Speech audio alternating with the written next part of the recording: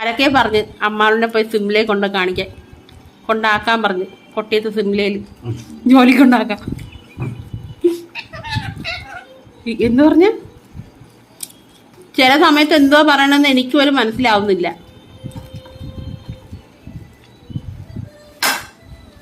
അതെന്താ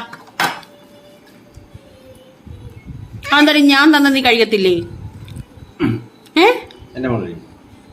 നമുക്ക് നിന്റെ ചേട്ടൻ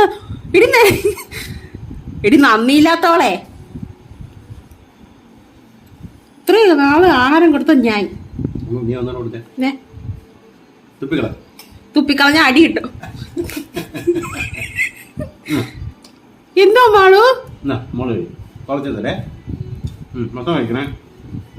അമ്മാള് തിന്നരുത്. തുപ്പ് തുപ്പ് തുപ്പ്